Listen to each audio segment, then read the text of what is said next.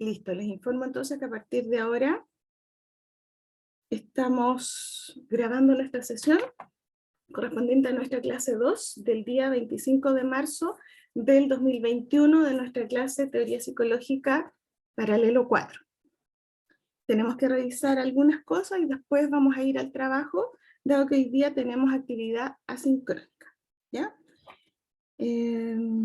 Comentarles que en el aula virtual les puse un archivo donde están las fuentes confiables para revisión bibliográfica. No sé si alguien lo pudo ver. Lo puse en la primera semana, ¿ya? Tal como habíamos hablado. ¿Quién es Ori, perdón? ¿Puede escribir? Ori, ¿cuál es su nombre?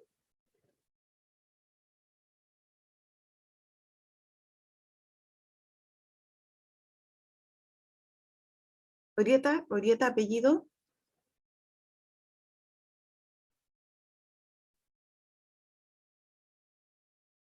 Orieta Jaramillo, ya. Orieta, revise porque revisamos el audio y la imagen al partir y dijeron que no había problema, por lo tanto, lo único que se me ocurre es que sea algo de su computador.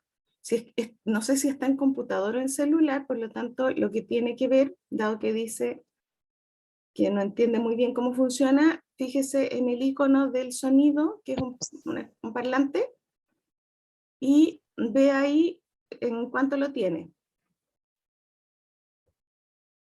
Yo estoy en el 61%, voy a subirle un poco, por si eso facilitara las cosas. Ahí me quedo en 72. ¿Ya? Ah, era su problema. Ya, perfecto. Chicos, entonces, dado lo que hablábamos la sesión inicial y el énfasis que estamos poniendo en hacer psicología con seriedad, entonces hablábamos de que páginas de internet que no tienen ningún respaldo científico, obviamente no las vamos a consultar. Por lo tanto, para los que no supieran cuáles eran las fuentes confiables de revistas o de publicaciones para consultar, está en la clase, en la semana 1, en el aula virtual, un listado de fuentes confiables para que ustedes ahí puedan revisar. Es decir, cada vez que ustedes necesiten indagar un tema tratado con seriedad desde la disciplina, ustedes pueden ir a esas fuentes confiables y ahí buscar, ¿ya?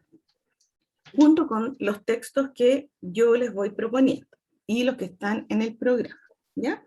Así es que eso, revísenlo. Luego preguntar si accedieron al material de la clase, a lo que se subió al aula virtual, o si hubo algún problema. Joaquín, ¿una pregunta? Sí, profe, tengo una consulta.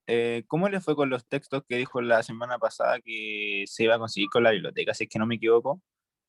Lo subí. Todo lo que, si usted revisa la clase 1, o sea, ¿Ya? perdón, la semana 1, hay un Ujú. listado de todos los textos que están ahí. Así es que Ah, ya, profe.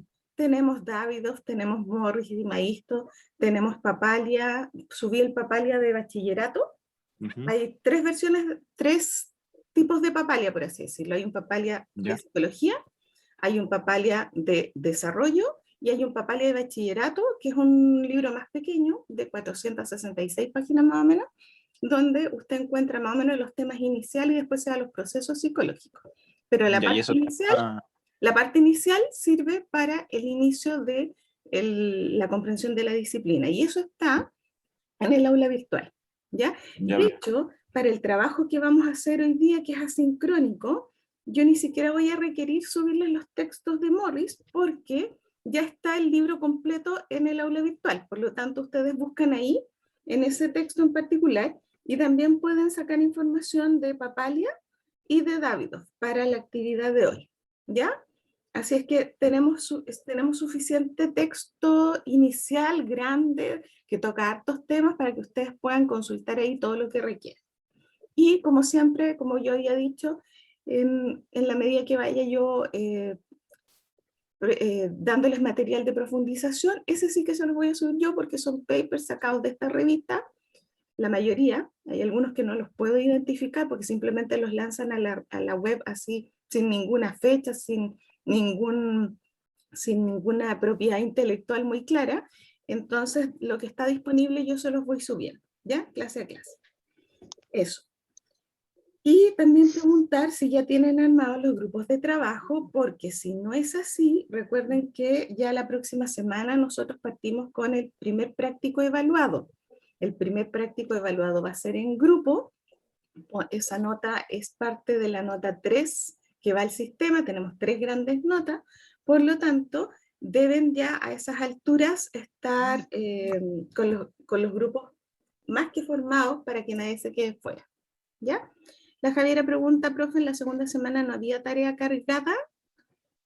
No, porque ahora estamos recién en la segunda semana, entonces hoy día, al final de la sesión, yo les voy a mostrar el trabajo asincrónico que tienen que hacer. Y eso lo voy a subir al aula virtual también. ¿Por qué? Porque si no se comprende, cambio las indicaciones y eso es lo que voy a subir, ¿ya? Para no generar confusión.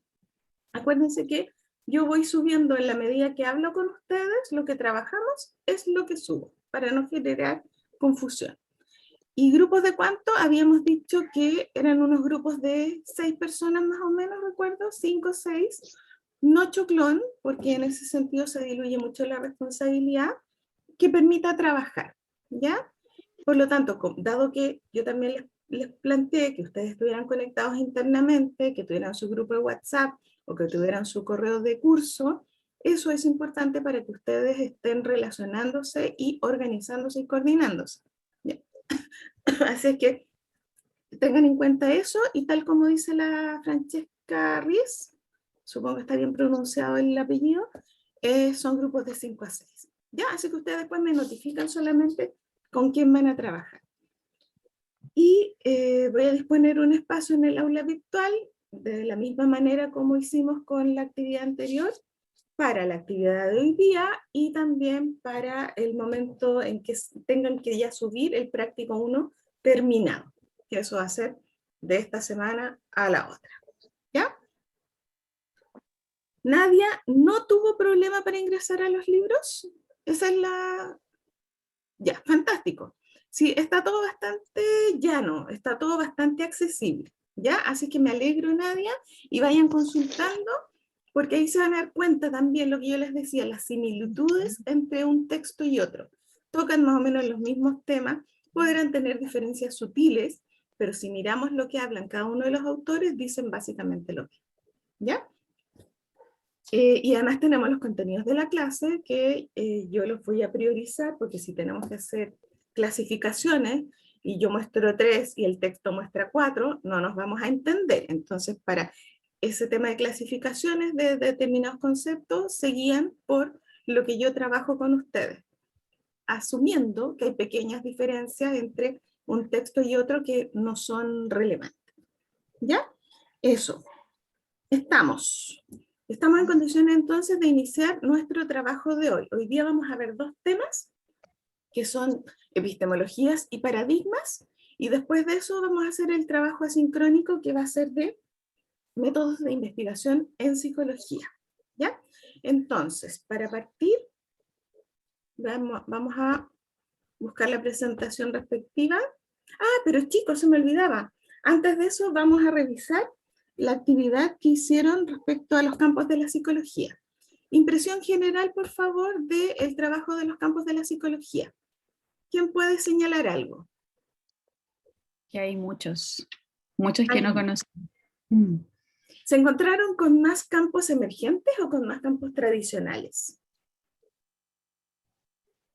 Yo encontré como equilibrado, así, muchos de emergentes y muchos ya tradicionales, pero me llamó la atención que hubiesen tantos emergentes, porque hay de todo prácticamente. Que era lo que yo les decía, no es por ser chauvinista, creído, ni mucho menos, sino que realmente la producción psicológica es tan nutrida, es tan variada, que de verdad que hemos permeado todas las áreas de la sociedad. En ese sentido tenemos que estar súper orgullosos de la disciplina y nos abre un montón de posibilidades, porque no solamente nos vamos a reducir, por ejemplo, a la clínica, que es súper bonito, no solamente nos vamos a reducir al trabajo en una organización laboral, productiva, que también es súper interesante, sino que efectivamente se han abierto campos. Y lo más probable es que se empiecen a abrir incluso otros cambios más. Que hace 50 años no estaban, ¿ya? Por lo tanto, también es el hecho de que hemos sido validados como disciplina porque hacemos un trabajo serio y representamos un aporte. Estamos prácticamente consultados en todas las instancias. De hecho, por ejemplo, si ustedes se fijan ahora en plena pandemia, la apreciación, la opinión y lo que pudieran aportar los psicólogos también fue extremadamente relevante por el tema de la salud mental que se vio tan deteriorada. Y los profesionales del área lanzaron publicaciones, lanzaron instructivos para apoyar, por ejemplo, a todas las edades y tuvieron opinión respecto a prácticamente todo lo que nos está pasando, ¿ya? Entonces, la verdad es que es para sentirse orgulloso de la profesión y en los 5 años de carrera van a ir conociendo la mayoría de estos campos. Probablemente no todos, pero después tienen toda la vida por delante para empezar a meterse en áreas emergentes, ¿ya? Así es que lo que dice la Catalina es lo que yo me esperaba. ¿Alguien no buscó nada?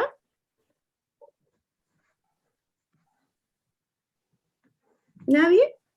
Ya, me alegro. Yo vi un listado largo de trabajos en el aula virtual. Entonces ahora, al azar, yo tomé...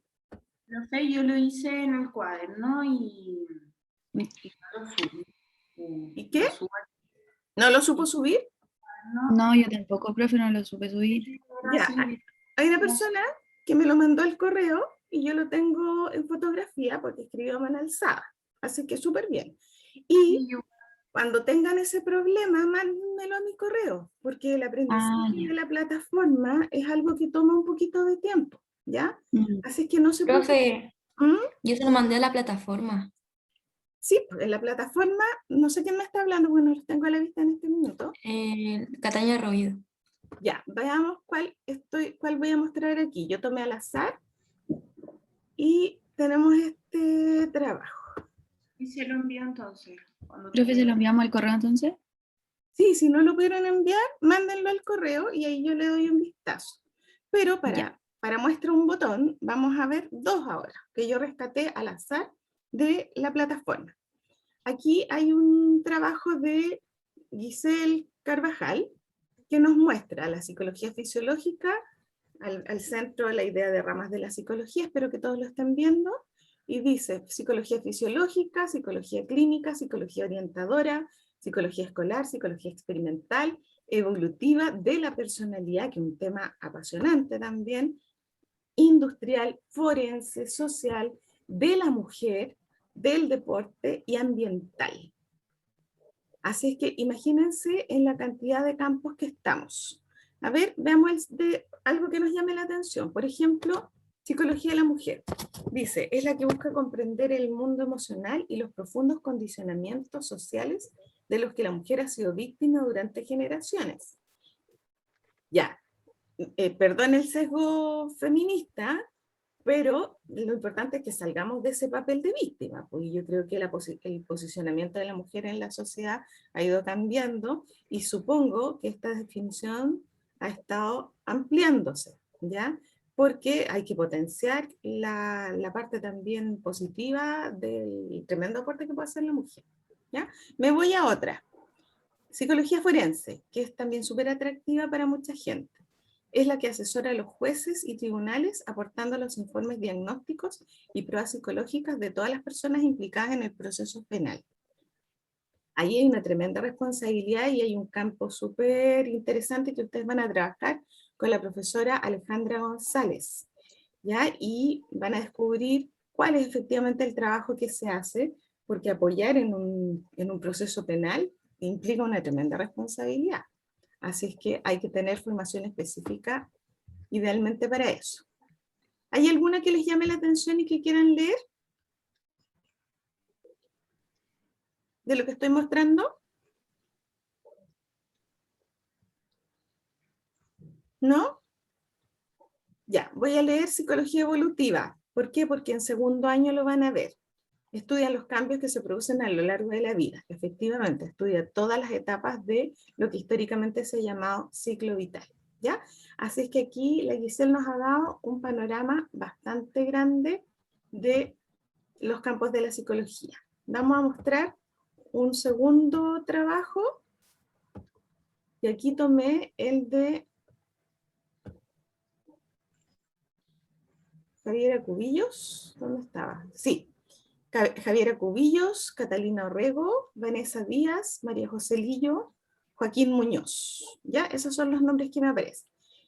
Dice, ¿qué es la psicología? Es una ciencia que estudia los procesos mentales y el comportamiento de los seres humanos en el ámbito físico y social. Y ahí les falta el ámbito cognitivo. Cuando vean psicología del desarrollo, ahí por lo menos yo lo planteo así, falta aquí el ámbito cognitivo, porque también tenemos una serie de procesos mentales que no se ven, pero que son gravitantes en lo que hacemos. Después habla de los campos de la psicología y los divide en dos columnas. Los menos comunes, que me imagino que son los emergentes, y los más tradicionales de la psicología. Y lo voy a ampliar un poquito. Ya, entonces aquí tenemos, vamos a los tradicionales.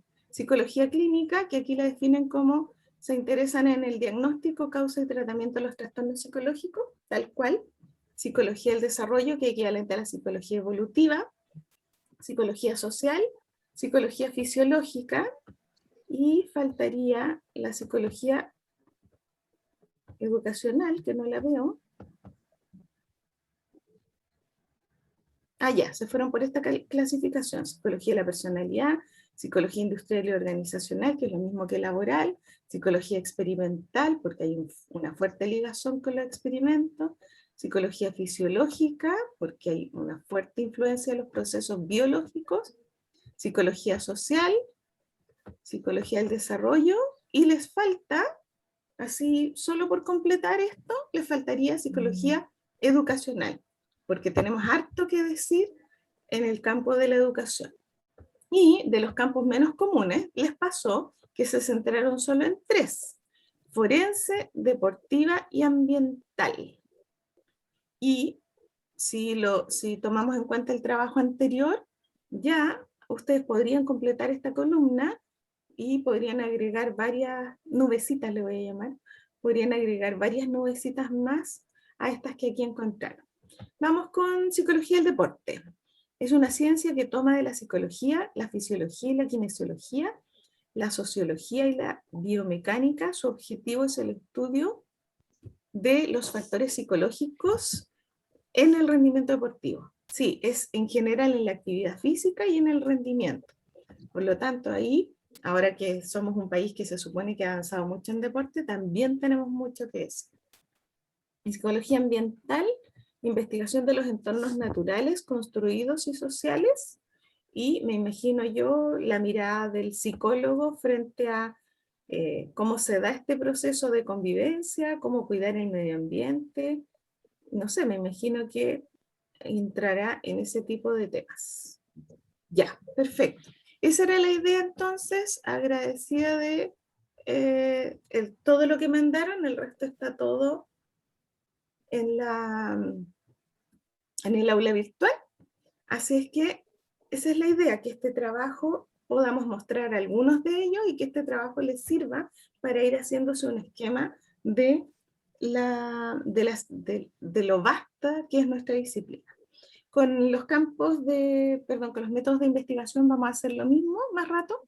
Vamos a hacer un trabajo sincrónico, se va a subir al aula virtual, y lo mismo, al comienzo de la siguiente sesión vamos a partir mostrando algunos de esos trabajos. ¿Ya?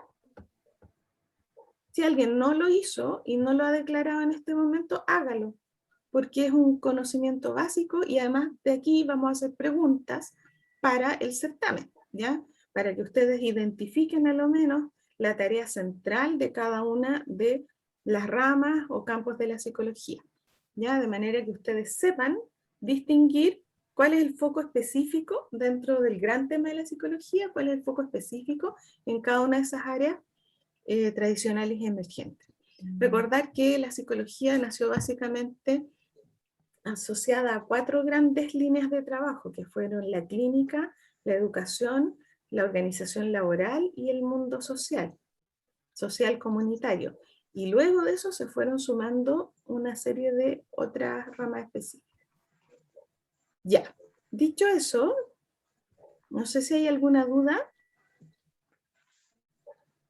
¿No?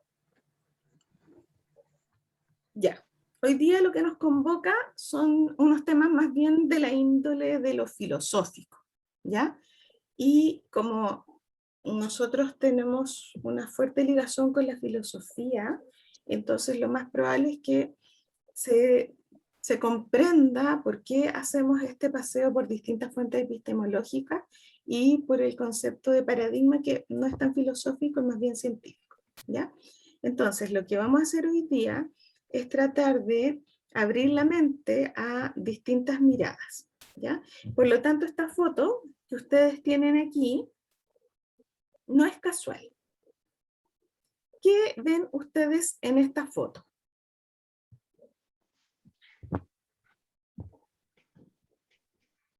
¿Caminos? Caminos. Bosque, un camino. ¿Uno solo?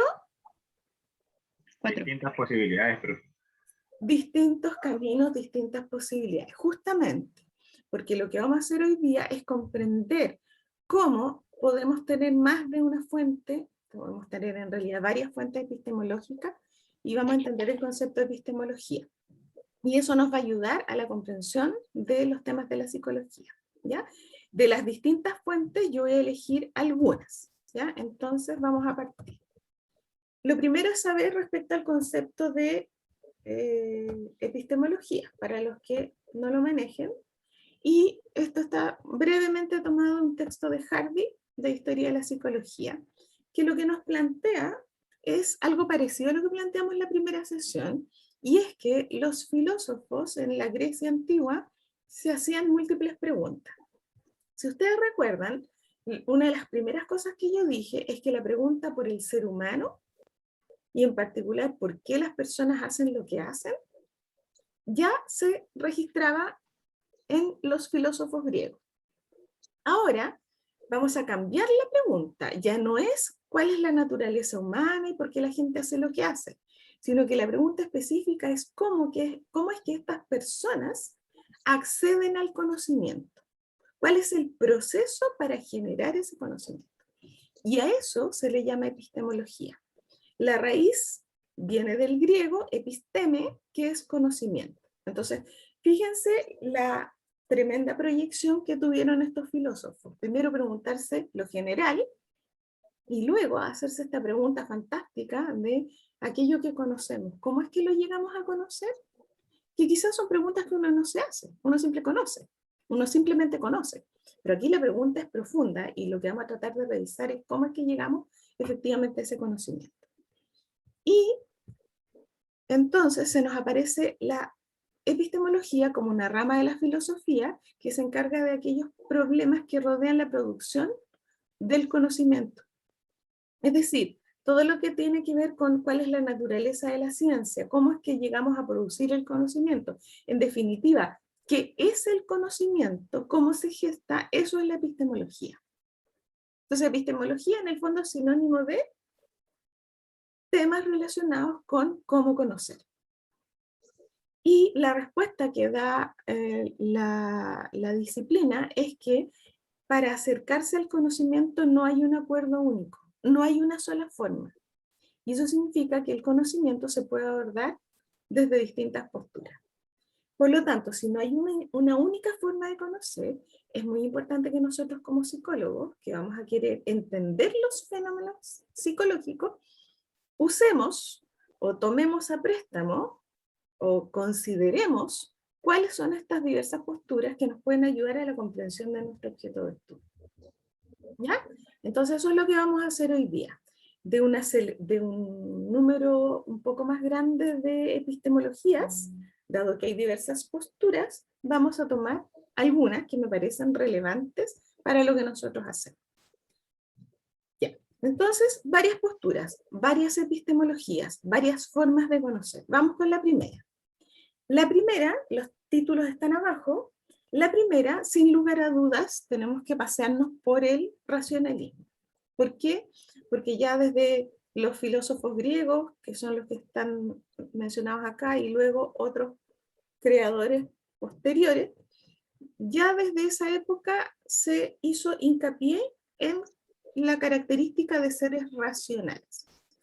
Hay que recordar que nosotros comprendemos que hay una diferencia entre el animal y el hombre, y que en la escala filogenética nosotros estamos en el top.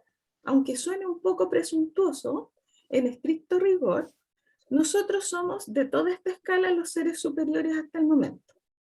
Y todo lo que está detrás de nosotros, incluyendo los animales, por muy adelantados que sean, se consideran seres todavía inferiores. ¿Por qué? Porque no están dotados de razón como nosotros sí lo estamos. Nosotros estamos dotados de razón. Por lo tanto, venimos al mundo con esta posibilidad de entender basada en la razón. Y los racionalistas piensan entonces que el origen del conocimiento es la razón y que es la razón la que nos muestra si las cosas son lo que son. Por eso es tan caótico, por eso es tan complejo perder la razón. Porque si yo pierdo la razón, pierdo esta facultad propia de lo humano, que es tener una comprensión racional de los eventos. Los racionalistas piensan entonces que existe el pensamiento puro, que solo con las ideas de la razón yo voy a comprender y que no necesito una prueba empírica. No necesito que me demuestren necesariamente las cosas para yo darme cuenta si son racionales o irracionales. Y por lo tanto, aquello que se entiende como aceptable es lo que tiene lógica y validez universal. Lo que más o menos todos los sujetos, por consenso, están de acuerdo en que es racional y razonable, es entonces lo que es aceptado como lógico y válido. ¿Por qué? Porque de todos los sujetos, prácticamente todos verían eso. Significa entonces que nos manejamos con principios evidentes. Y de esos principios evidentes vamos deduciendo otras verdades. Existirían, por lo tanto, ideas innatas que vienen con nosotros por el solo hecho de ser seres humanos racionales y que compartiríamos básicamente entre todos. Eso significa que frente a los fenómenos, más o menos todo ser humano, por su racionalidad, podría decir si eso que se me está presentando es. Y sería raro que frente al mismo hecho alguien dijera que eso no es así, porque estaría al margen de lo que la racionalidad común plantea. Por lo tanto, es la razón la que tiene la capacidad de obtener por sí misma, mediante la técnica o el método de la deducción, que consiste en plantearse ideas generales y luego deducir cosas más específicas, más particulares, y a partir entonces de ese proceso deductivo, partiendo de estas ideas innatas, va generando el conocimiento. Eso es entonces el racionalismo. Y si ustedes se dan cuenta, en el análisis que nosotros como psicólogos hacemos de los fenómenos, uno de los elementos que buscamos es si esto es aceptable, si esto es válido, lo que la lógica racional nos dice. Y cuando alguien pierde la razón, ve las cosas de manera muy distinta, porque se sale de lo razonable, se sale de aquello que todo el mundo ve. Por eso se hace una diferencia, incluso se le cataloga de patológico, porque no ve lo evidente, no ve lo que la razón por sí sola muestra. ¿Ya? ¿Se entiende lo que es el racionalismo? Ya, una buena herramienta, sobre todo nosotros que vamos a estar buscando siempre el lado lógico de las cosas. Ahora, el racionalismo es una postura, y en el otro extremo del péndulo, de una manera muy distinta, está la siguiente epistemología, que es el empirismo. El empirismo, sobre todo, destacando filósofos ingleses. ¿Y qué dice el empirismo? Dice que la causa del conocimiento es la experiencia. Lo empírico, la prueba, aquello que se puede demostrar, ¿ya? Y entonces, está en el otro extremo del racionalismo porque dice que no venimos con ningún conocimiento innato. Es más, plantea desde una postura más o menos radical que nosotros venimos en blanco y somos una verdadera tabla rasa o tabula rasa, una hoja en blanco y que no trae ningún conocimiento previo y que todo el conocimiento se va llenando, esa hoja en blanco se va escribiendo en función de las experiencias que yo voy teniendo. Entonces el crédito acá no está en lo que viene anterior a mí como la razón, sino el crédito aquí se lo lleva la experiencia, el dato empírico.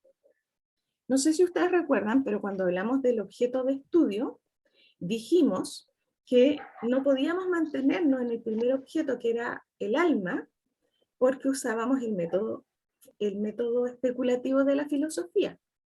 Y el déficit que tenía el método especulativo era que no se podía demostrar, no había prueba empírica. Bueno, aquí estamos con una epistemología que plantea justamente el valor de eso. Cómo a través de la prueba de la experiencia yo puedo concluir lo que las cosas son. Entonces vamos a requerir demostrar aquello que estamos planteando. Y eso va a depender de la experiencia. ¿Ya? Eso plantea entonces el empirismo. Del empirismo se desprende la tercera epistemología que vamos a revisar hoy, que es el positivismo, cuyo gran representante es Augusto Comte. ¿Ya? Y el positivismo plantea, como viene del empirismo, por supuesto que le va a dar el crédito a la experiencia. Y plantea que para ser genuino el conocimiento debe basarse prioritariamente en la experiencia sensible. ¿Qué es la experiencia sensible? Aquello que me muestran claramente los órganos de los sentidos. ¿Ya? Lo que se me presenta frente a mí y que yo capto con mis órganos de los sentidos es la experiencia sensible. Por lo tanto, para yo conocer, mi fuente de información es aquello que se me aparece frente a mis órganos de los sentidos. Pero le va a agregar que es necesario para que el conocimiento progrese y tenga garantía de ser válido, le va a agregar la necesidad de realizar observación y experimento. Por lo tanto, si ustedes se fijan, nos estamos acercando un poco a lo medible, a lo observable, a lo que yo puedo llevar a una situación experimental para probarla o para desmentirla. Por lo tanto, se aleja de la metafísica y tiene una mirada un poco peyorativa, si se quiere, respecto a la metafísica, llegando a plantear que son simplemente intentos perdidos y que la verdad es que los científicos no deberíamos ir más allá de los límites que nos provee la naturaleza. Por lo tanto, es la experiencia aquello en lo que nosotros vamos a depositar la fe, la creencia. No la fe religiosa, sino el hecho de creer. Es Saint-Simon, el autor en particular, que le da el nombre de positivo al positivismo. Y positivo no tiene que ver con un juicio de valor, ni tiene que ver con ser positivo. Tiene que ver con dar una prueba de los hechos que han sido observados y analizados. El positivismo entonces lo que busca es que mediante la ciencia nosotros demos prueba a través de la observación, el experimento y el análisis.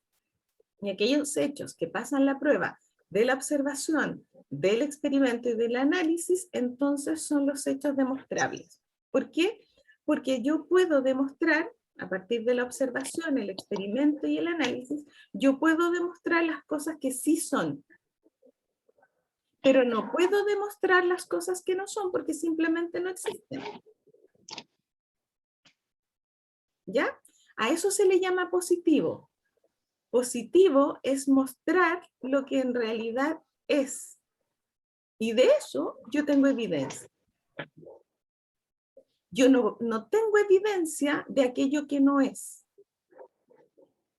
Por lógica, lo que no es, ¿ya? pero eso es un proceso lógico. La evidencia de lo que no está en ninguna parte, porque simplemente no existe. Entonces, positivo es aquello demostrable, no tiene que ver con una actitud positiva, tiene que ver con la capacidad de demostrar en la ciencia los hechos. Comte estaba interesado en el espíritu científico y en la unidad de la ciencia, y lo que buscaba era que todas las ciencias aplicaran, y en particular al campo de la actividad humana, se aplicara el mismo método.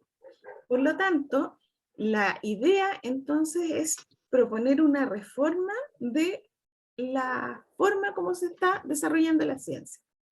Y con Comte se entiende entonces que la sociedad ha alcanzado 3 etapas del conocimiento, 3 estadios del conocimiento.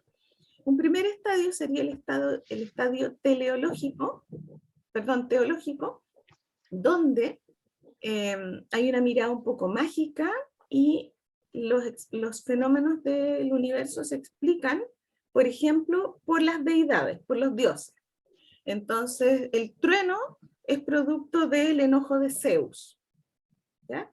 Eso es creer en personajes que están al nivel de dioses, que son los que manejan el mundo. Y eso es un pensamiento mágico. Luego eso se supera y llegamos a la etapa metafísica, donde se empieza a buscar evidencia de aquello que está más allá de lo material y hacer la diferencia entre lo material y lo no físico. Y luego, dice Comte, la sociedad ha accedido al estado positivo, al estadio positivo o científico, y aquí ya hemos dejado de lado las explicaciones metafísicas, porque hemos visto que la especulación no se sustenta, y por lo tanto reemplazamos esas explicaciones metafísicas, como lo que se hacía con el alma, por explicaciones más bien científicas. Entonces la idea es que si la sociedad ha llegado al conocimiento científico, nos mantengamos ahí. ¿Por qué? Porque el conocimiento científico es el que ofrece la prueba.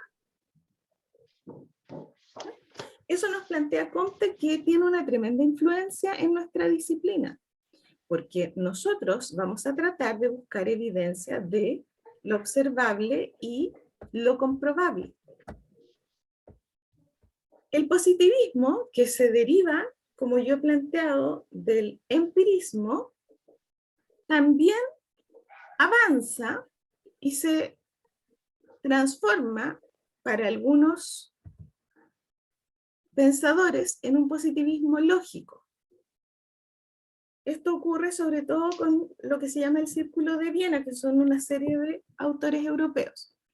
Y el positivismo lógico, que se deriva del positivismo, que a su vez se deriva del empirismo, plantea, como en una especie de sumatoria, si pudiéramos decir, plantea que la ciencia es el conocimiento de los hechos,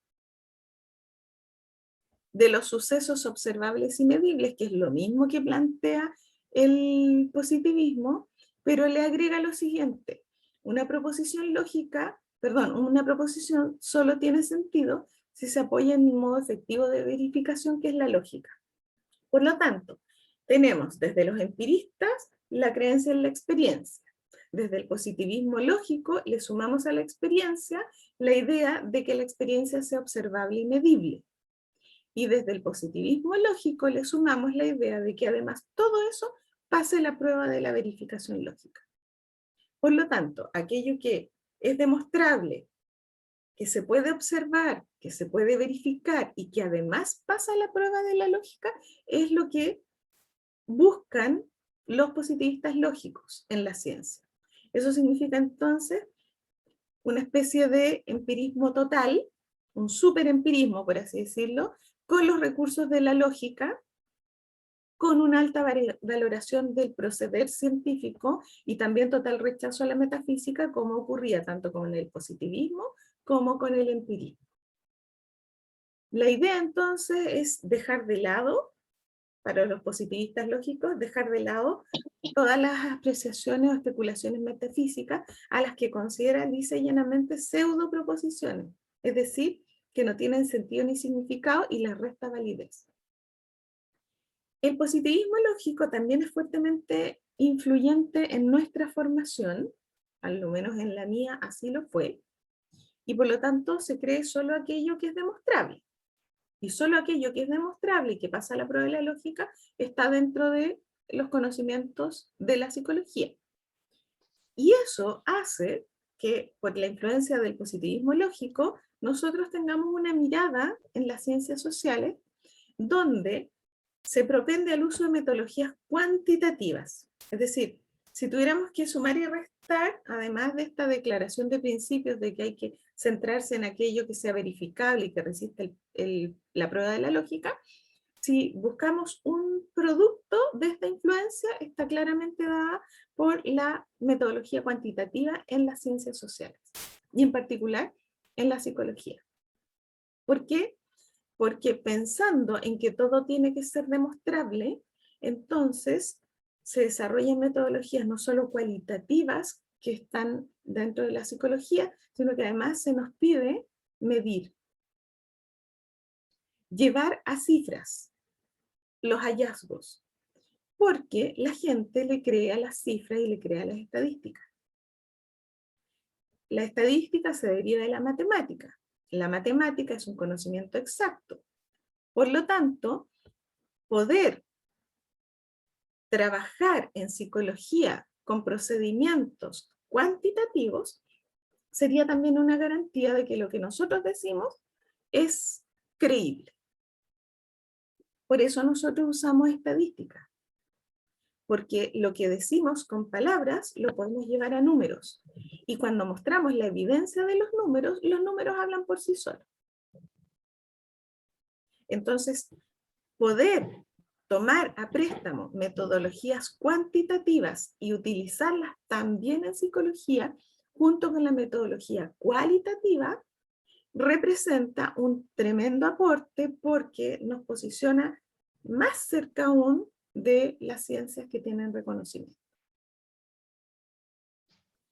No toda investigación en psicología va a ser cuantitativa, pero harta investigación va a ser cuantitativa. Entonces ustedes en la carrera van a aprender, por un lado, metodologías cualitativas y por otro lado, metodologías cuantitativas, para que puedan comprender los papers que leen, las investigaciones que leen. Y por otro lado, para que cuando hagan sus propias investigaciones, tengan estos recursos para ponerlos al servicio de la investigación. ¿Ya? Entonces, todo lo que se pueda llevar a números tiene un cierto reconocimiento, porque el número es indesmentible. Hasta aquí, 2 más 2 son 4. Y nadie va a rebatir eso, excepto después en algunas posturas donde nosotros vamos a poner en jaque eso. Pero en general, para todo evento, 2 más 2 son 4. Nadie podría decir otra cosa, ¿ya? Entonces la metodología cuantitativa nos ayuda a la exactitud. ¿Se entiende lo que estoy planteando hasta aquí?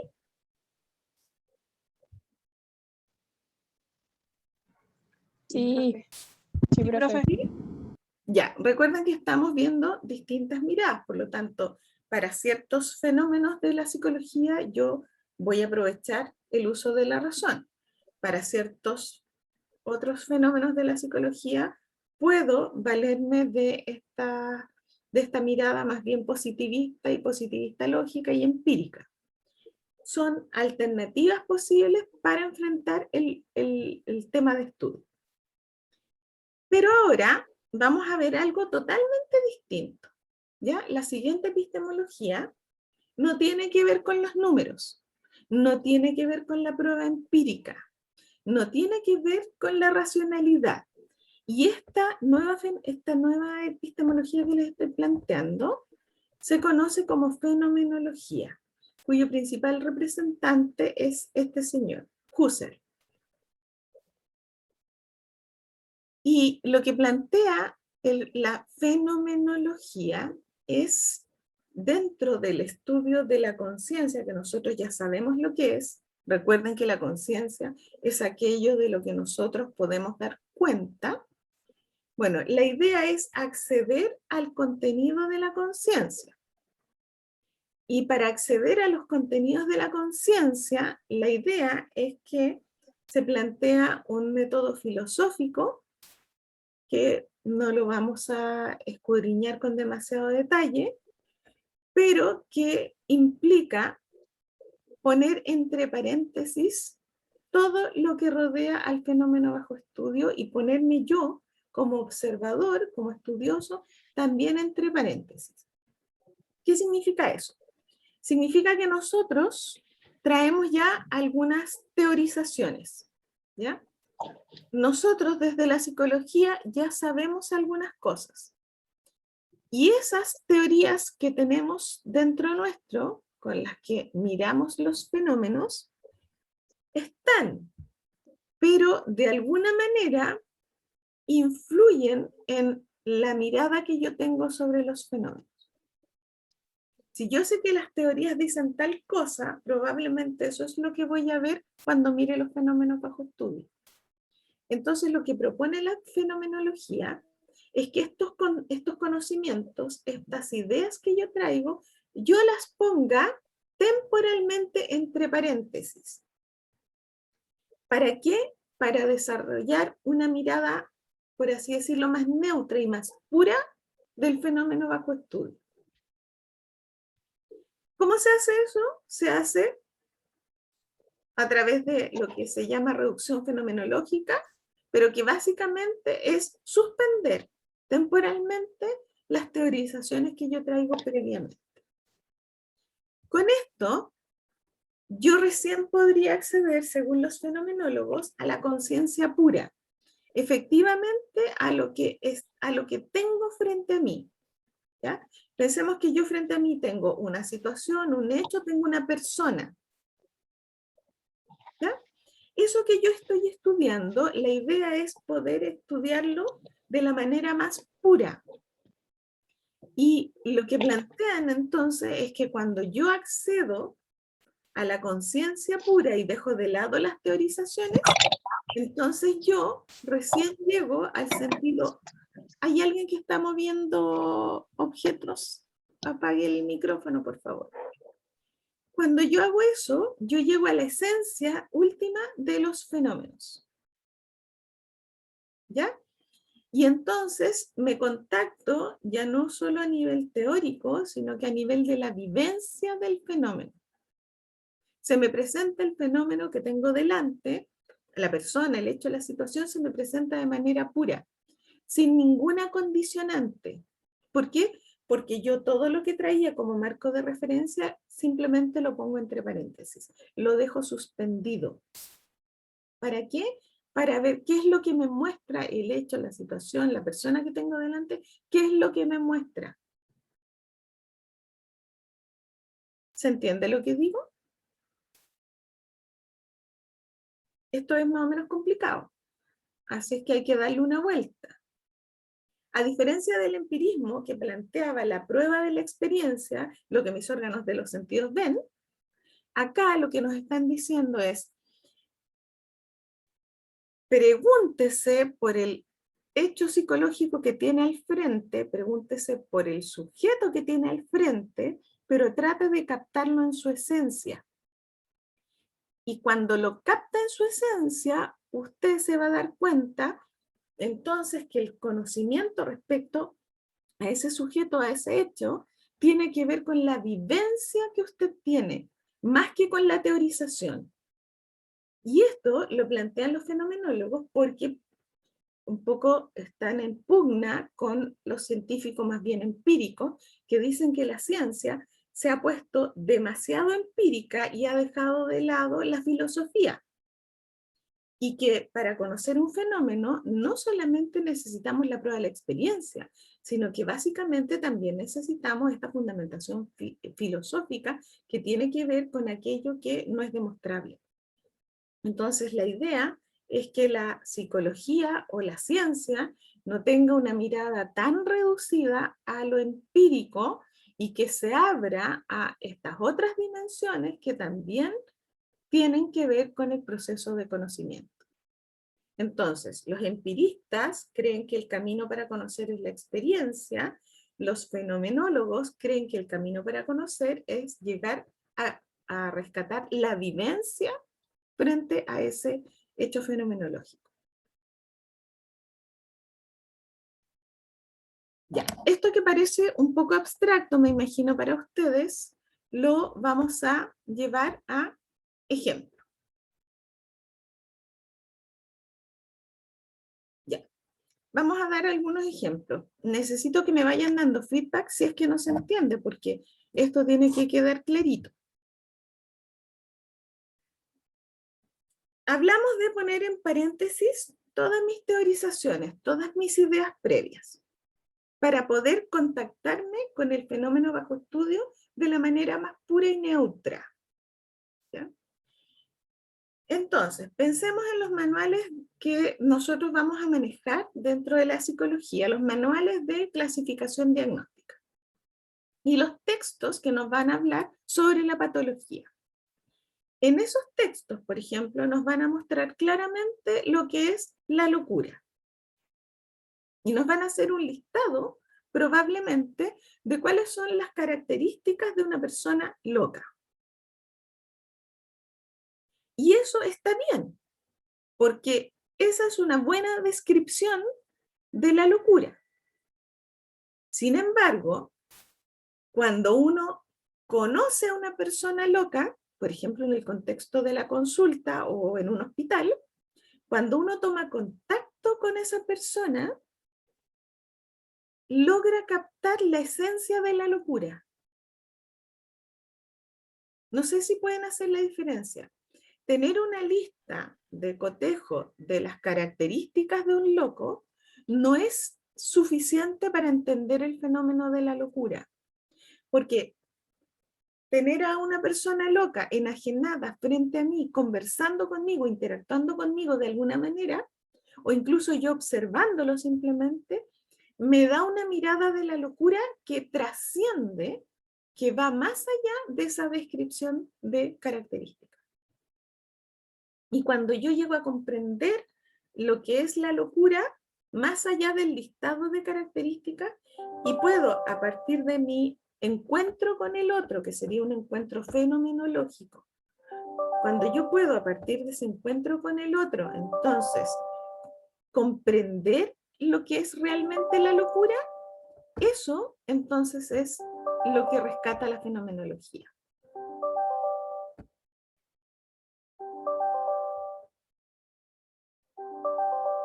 Esperen que me están llegando un montón de mensajes y los tengo que descartar.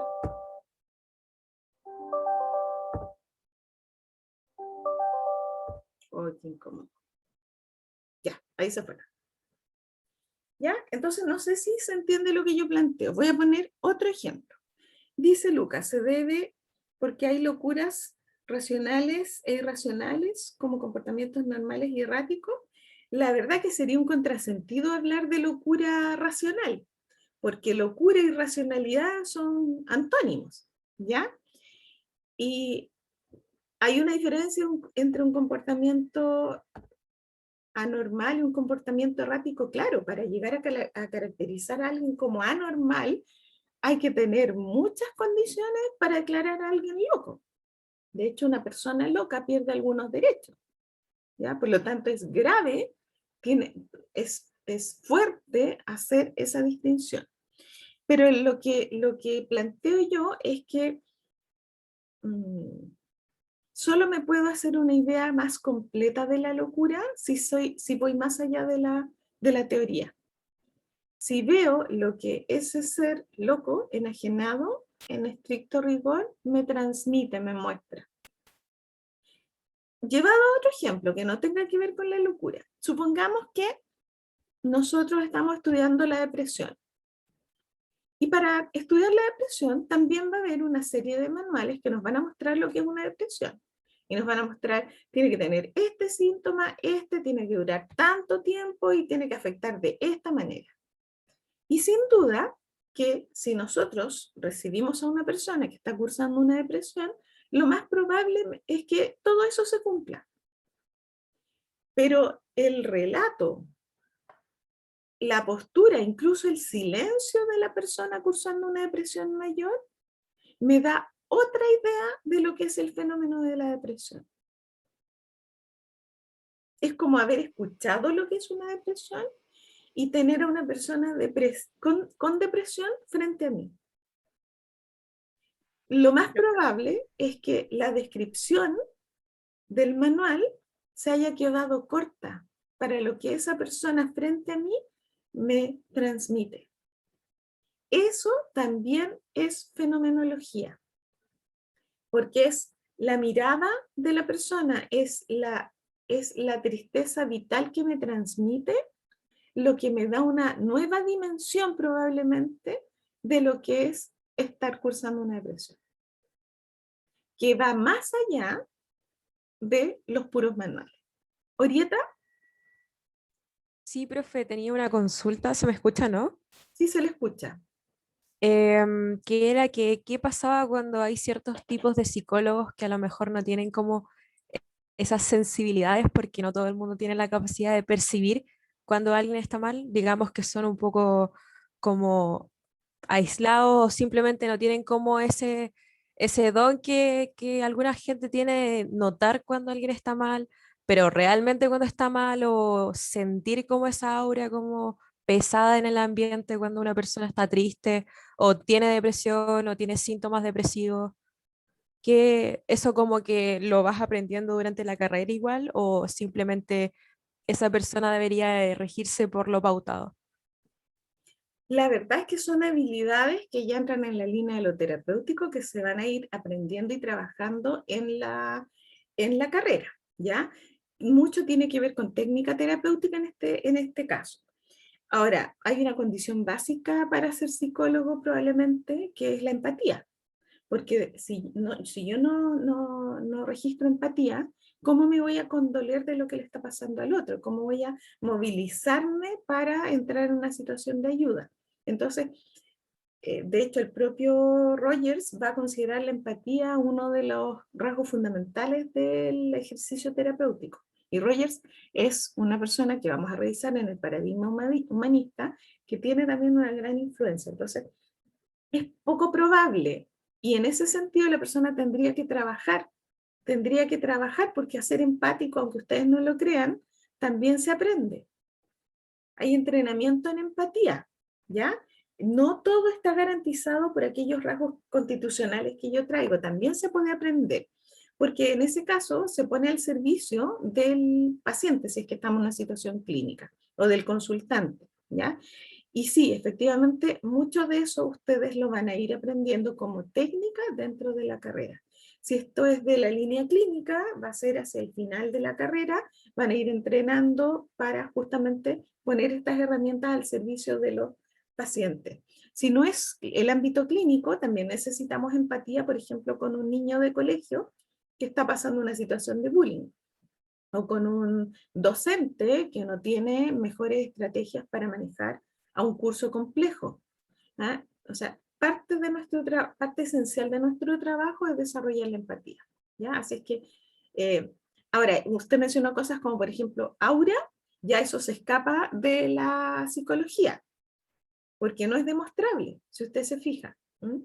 Entonces, esa especial percepción, esa especial capacidad que tienen algunas personas de ser más perceptivas que otras y captar esa sutileza, eh, no lo vamos a encontrar en todos los psicólogos, pero sí lo que va a ocurrir es que probablemente si esos rasgos de empatía no están, va a ser un freno a la situación terapéutica, porque si yo no logro transmitirle al paciente que estoy genuinamente interesado, entonces hay una alta probabilidad que el paciente también se vaya y busque ayuda en otro lado o no busque nunca más. Entonces también tenemos una responsabilidad en eso, ¿ya? Pero son habilidades que se entrenan.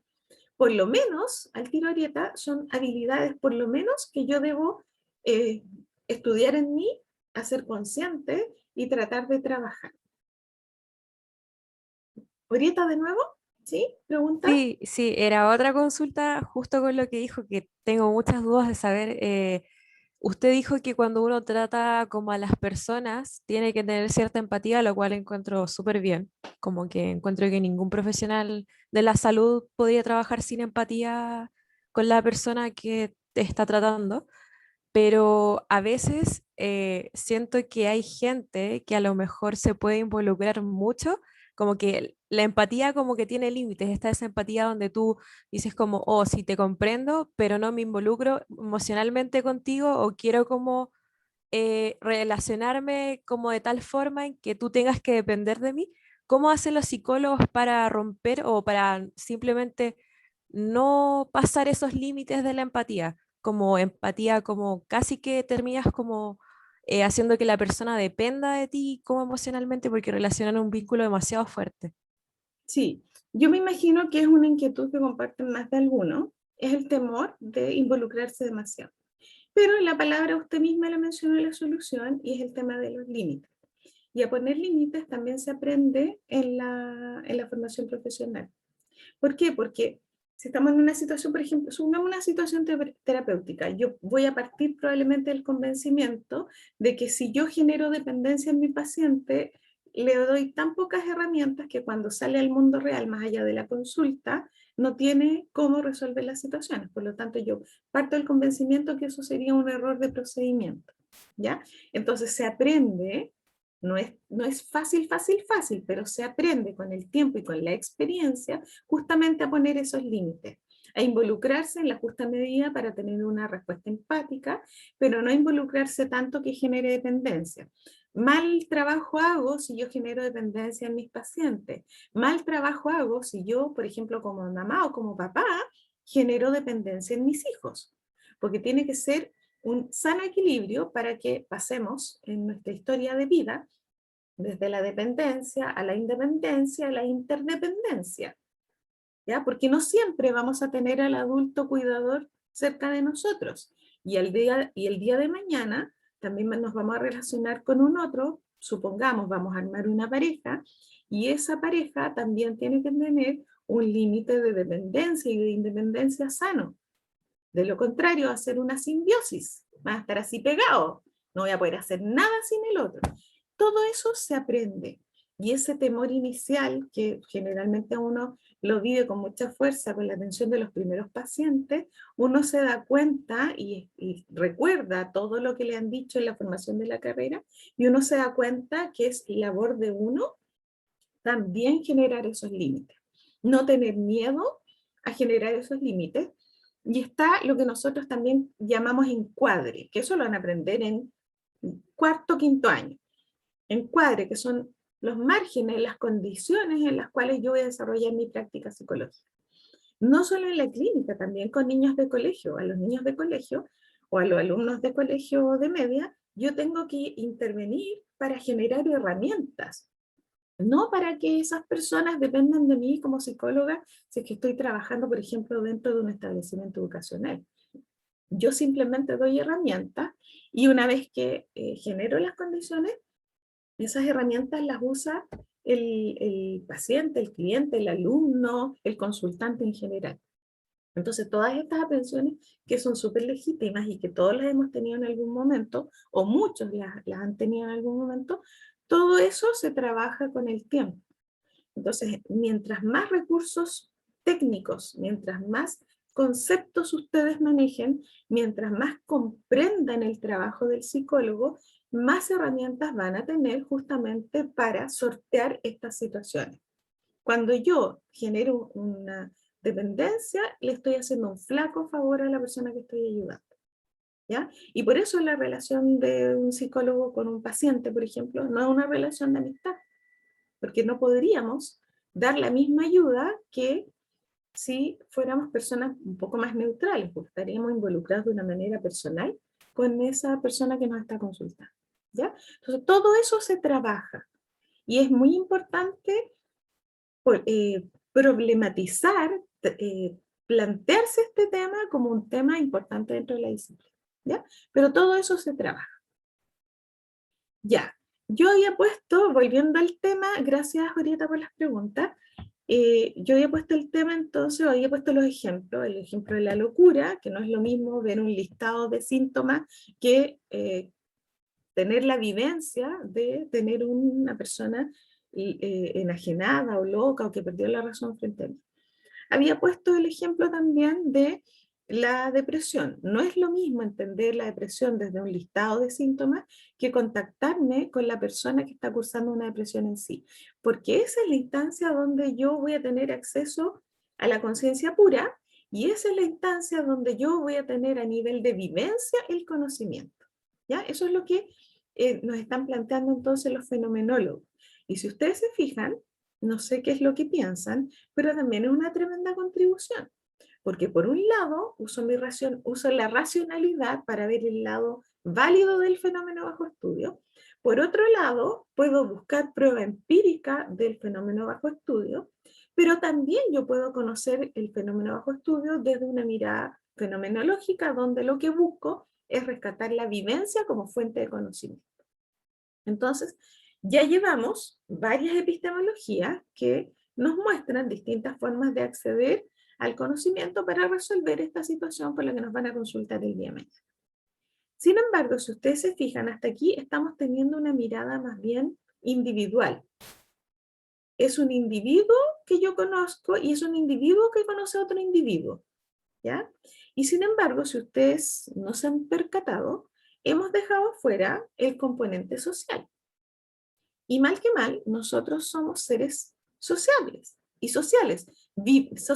Vivimos en una sociedad, no estamos solos. Por lo tanto, habría un elemento que falta considerar y que es el que vamos a ver en la última epistemología que vamos a revisar. Y esa epistemología es la hermenéutica. Ahí están sus autores más conocidos. Y la hermenéutica partió del estudio del discurso. El discurso entendido como lo que se dice, pero también como la muestra de lo que plantea una cultura o una sociedad, o una ciencia incluso, ¿ya? Entonces, el relato, las producciones que genera una cultura, que genera una ciencia, que genera un determinado autor, nos dice no solo sobre el tema puntual que está tratando, sino que además nos plantea que lo que se dice desde un cierto contexto histórico-cultural. ¿Qué significa esto? Que yo me puedo entender con un otro o puedo entender lo que me está mostrando un autor, pero lo que me está mostrando a la vez traduce toda la dimensión histórica en la que ese autor ha sido formado. ¿Por qué? Porque todos somos seres históricamente mediados o históricamente situados. Nosotros estamos influenciados por el contexto en el que nos tocó vivir. Por lo tanto, lo que nosotros miremos, lo que nosotros digamos, también va a estar en parte influido por este escenario histórico en el que nosotros hemos recibido formación o en el que hemos vivido. Y eso también hay que tenerlo en cuenta. Entonces, no es solamente mi mirada como investigador, mi mirada como psicólogo, sino que además esa mirada como investigador y esa mirada como psicólogo está teñida de una serie de elementos sociohistóricos. Por lo tanto, no es posible, según los hermenéuticos, una comprensión libre de todo prejuicio. Y no existe un saber objetivo, transparente o desinteresado, porque cada vez que yo miro, no lo hago de manera imparcial, sino que tengo un grado de parcialidad porque mi forma de conocer tiene que ver con aquellos prejuicios, expectativas o presupuestos de la tradición en la que yo me he formado.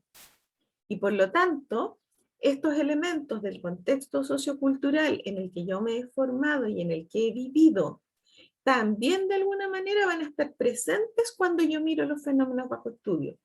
Por lo tanto, también los van a limitar. van a limitar hasta cierto punto mi comprensión. En el fondo, como decía un alumno ayer, somos como hijos de nuestro tiempo. Y por lo tanto, miramos los fenómenos en función de lo que nos ha tocado vivir en el tiempo histórico en el que nos tocó nacer. Entonces, lo que ustedes miran, lo que yo miro, está fuertemente influenciado y no lo podemos desconocer, está también fuertemente influenciado por este contexto histórico. Y eso es algo a tener en cuenta. Y es algo también a mirar en el otro. Es a tratar de comprender al otro con la dimensión sociohistórica que lo rodea. Es como de ida y vuelta. Yo como observador, consciente de que estoy formado en una serie de conceptos que dependen en alguna medida de este contexto histórico, y por el otro lado entender que el otro también tiene esas condicionantes que tienen que ver con este contexto histórico en el que nació y en el que se formó. Entonces, cuando yo tengo una persona frente a mí, o tengo una situación bajo estudio, también tengo que tener en cuenta que una forma de comprender esas personas, una forma de comprender esa situación, es también hacer un análisis de el contexto sociohistórico que rodea a ese sujeto, a esa persona o a esa situación. ¿Se entiende eso?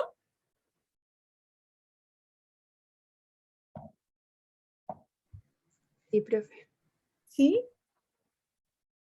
Ya. Con eso entonces damos por cerrada este panorama de las distintas epistemologías.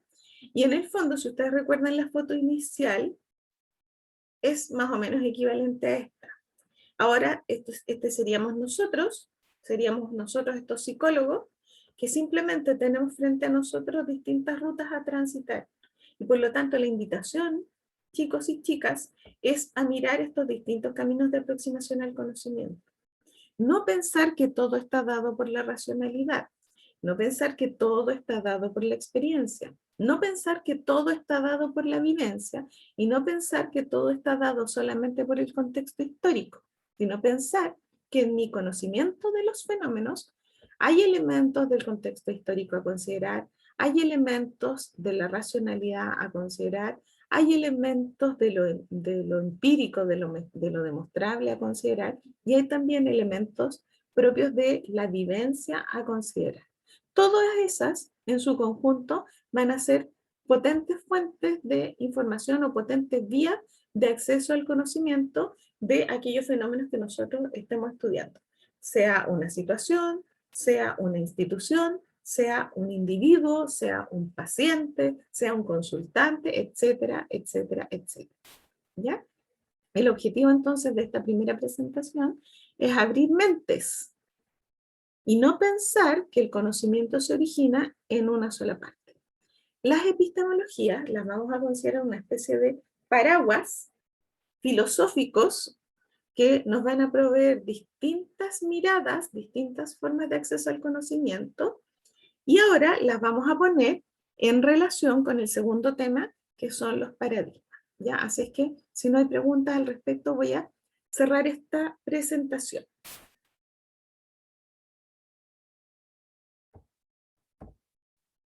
Ya. Entonces, espero que se haya comprendido, aunque requieren darle una vuelta. Les voy a subir también un texto de Briones, donde no solo aparecen estas epistemologías, sino que aparecen otras que ustedes pueden explorar, pero yo aquí seleccioné aquellas que, para mi gusto, muestran facetas a las que solemos recurrir al hacer nuestro trabajo. Joaquín. Profe, el PowerPoint que nos mostró recién lo va a subir a la plataforma. Recuerde, va a ir el mismo PPT, pero en formato Word. Es lo mismo, pero traducido en formato Word. ¿Ya? Ya, Así yo lo que, estaba buscando ahora y no lo había encontrado, por eso lo había consultado. porque se le olvidó que yo no subo nada que primero no haya trabajado con ustedes.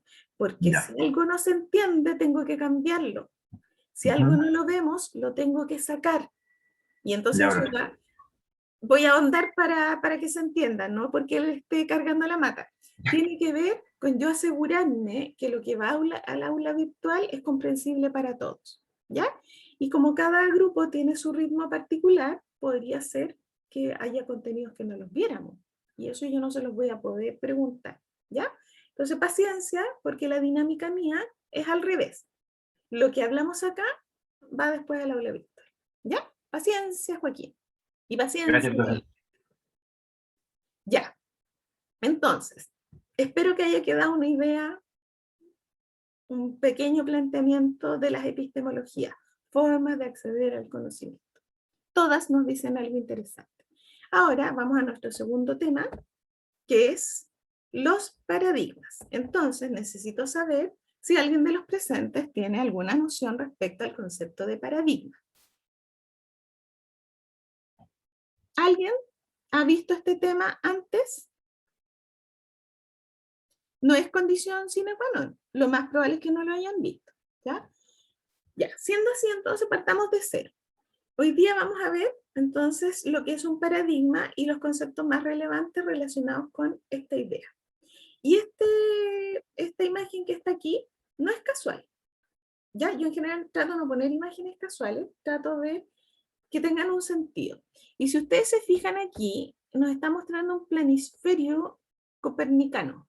Es decir, estamos hablando de la idea que nos planteó Copérnico en algún momento, ¿ya? Que tenía que ver con el tema de la Tierra, el Sol, y aquí hay una serie de imágenes y de símbolos que nos muestran en el fondo cómo se trataba de explicar el funcionamiento del universo, ¿ya? No siempre la explicación respecto al universo fue la misma, y eso, ese cambio en la mirada, tiene que ver con el concepto de paradigma. ¿Ya? Entonces, si hoy día mostráramos una imagen de la comprensión del universo, probablemente esto no sería tan así. ¿Ya? Probablemente habrían nuevos hallazgos que habría que sumar a esta imagen. Ya, vamos con el concepto entonces. Lo primero que vamos a decir, Final ¿sí? es como lo mismo, pero explicado de otra manera, si se puede decir. Lo de las epistemologías. Sí. No, este es otro tema, pero que se relaciona con el tema de las epistemologías. Porque las epistemologías eran formas de acceder, el proceso. Acá tenemos el resultado de ese proceso. ¿Ya? El resultado Ok. del conocimiento va a generar, como vamos a ver, una serie de conceptos que van a generar el paradigma. ¿Ya? Así que esa es la conexión que vamos a hacer. Primero el proceso y después el resultado de ese proceso.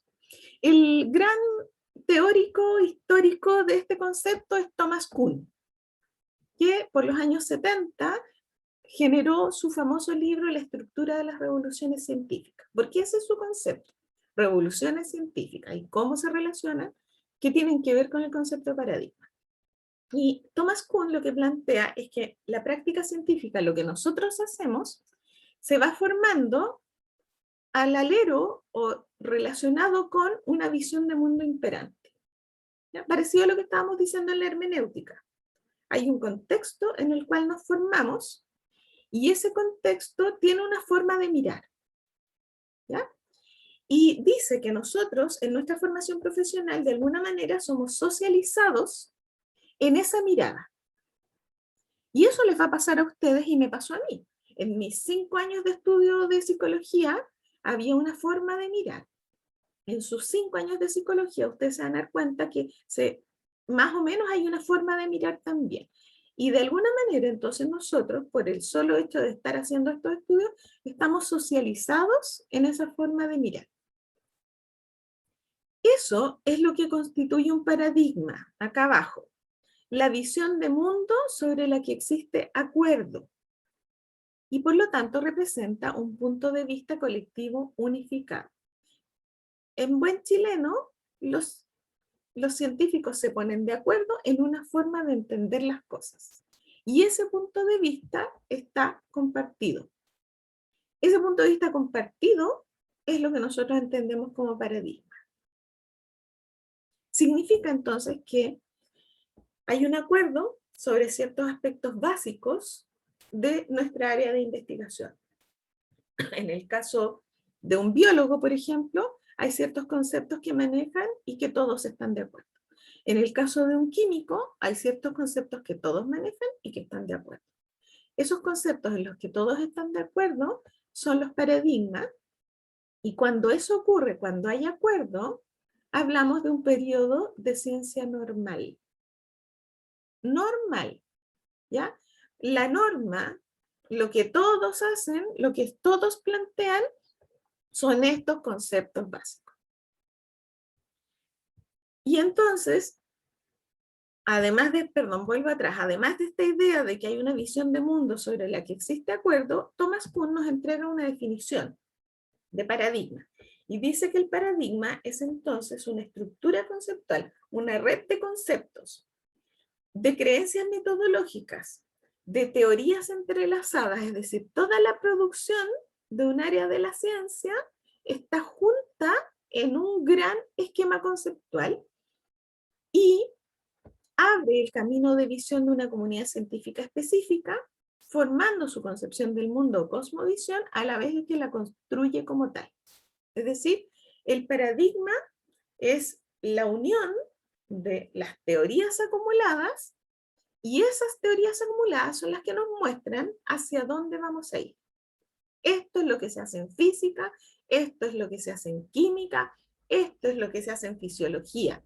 Estos son los conocimientos que nosotros manejamos. Eso es un paradigma. Por lo tanto, las ideas que están contenidas y aceptadas dentro del paradigma son las que nos dicen cuáles son los temas que vamos a investigar, cuáles son los métodos que van a utilizar, cuáles son nuestros problemas de investigación. Es decir, definen todo lo que hacemos. Y el paradigma, esta mirada respecto a la cual hay consenso dentro de la comunidad científica, este paradigma funciona y se mantiene y genera consenso porque logra dar respuesta a ciertos problemas científicos.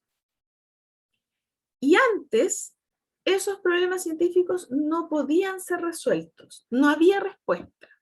Entonces, cuando un nuevo paradigma da respuesta a esos problemas, entonces el paradigma se sostiene. El paradigma es validado y se le cree a ese paradigma y con ese paradigma se funciona. Con esa forma de mirar.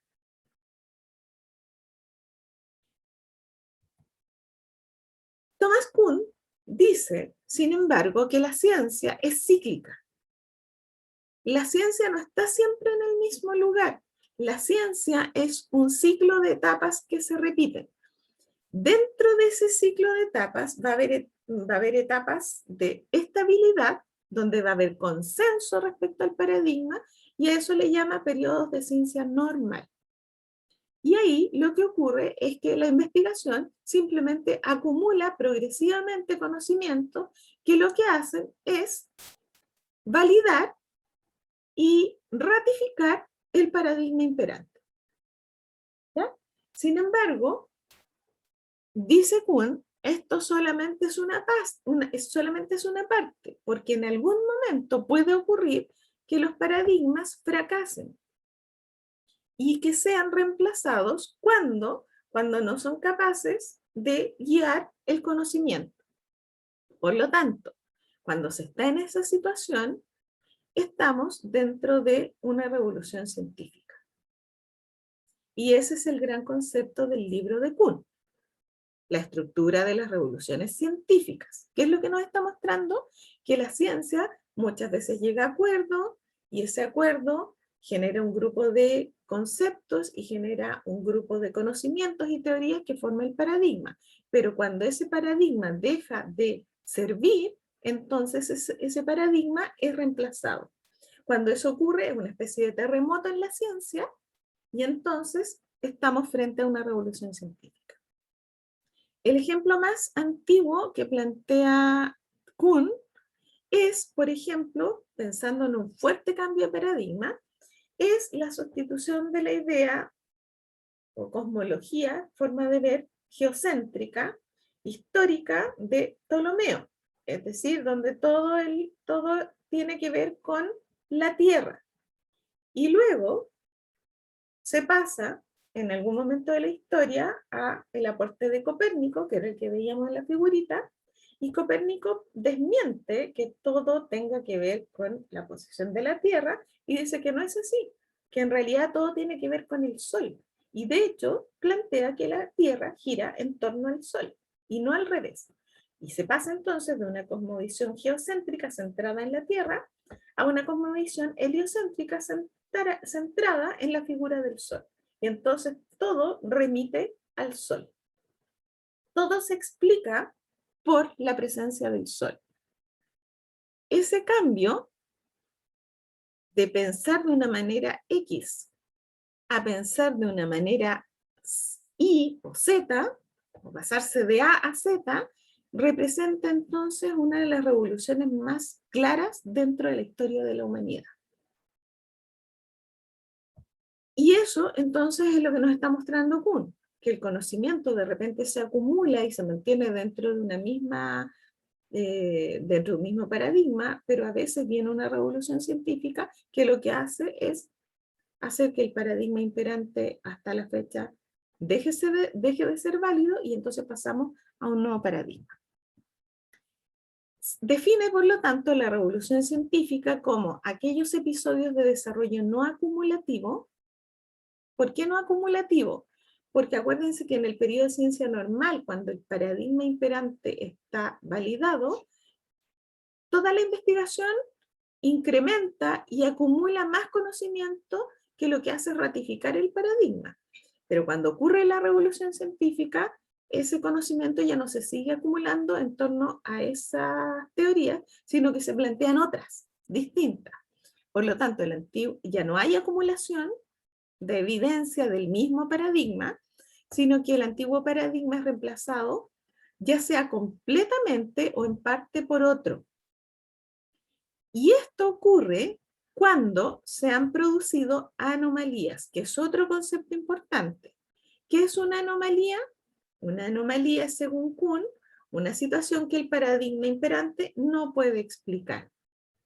La presencia de anomalías, estas situaciones que no se pueden explicar con el paradigma actual, entonces llevan a una revolución científica. Y en la revolución científica se reemplaza el paradigma porque no puede dar cuenta, no puede dar solución a los problemas que se están planteando. Y se da el cambio de paradigma. Entonces tenemos varios conceptos relevantes. Tenemos la idea de paradigma, tenemos la idea de revolución científica, tenemos la idea de anomalía. Y eso es importante de entender porque lo que va a ocurrir, dice Kuhn, es que no es llegar y cambiar de paradigma, sino que en realidad eso se da solo algunas veces y tiene que ver con que los científicos de esa determinada área de estudio de alguna manera se ven seducidos o cautivados por estas nuevas posibilidades que da el nuevo paradigma. No es que andemos cambiando de paradigma todos los días, sino que responde al interés y a la curiosidad científica de explicarse las cosas mejor. Y es esa la motivación central que está detrás de este tremendo cambio, que es un cambio de paradigma. Entonces puede ser que el paradigma anterior se vaya desvaneciendo de a poco y que vayan apareciendo evidencias de otra índole que hagan que nos empecemos a explicar las cosas de una manera distinta. ¿Preguntas hasta aquí?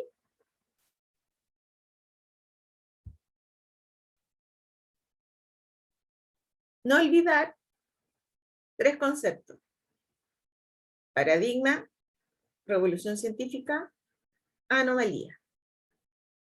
Si se da una anomalía, se da una revolución científica. Si se da una revolución científica, se cambia el paradigma. ¿Qué es una anomalía? Una situación que el paradigma actual no puede explicar. ¿Ya? Ahora, nosotros tenemos que ver qué tanto de esto ha ocurrido en nuestra disciplina, en la psicología. ¿Qué tanto nos hemos encontrado con la presencia de anomalías, revoluciones científicas y cambio de paradigma. Entonces eso implica comprender cuál es la naturaleza de nuestra ciencia en particular. Y en ese sentido nos vamos a guiar también por la división que hace Kuhn, que plantea que hay dos tipos de ciencias. Están las exactas y las no exactas. Y dentro de las no exactas, entonces, están las ciencias sociales. Entonces, él hace una distinción a las ciencias exactas, les llama ciencias maduras. Y entre esas ciencias exactas están las clásicas, como la física, la biología, la química, y dentro de las ciencias no exactas están las ciencias sociales. ¿Cuál es la diferencia que establece? Dice que las ciencias exactas están dominadas por un paradigma.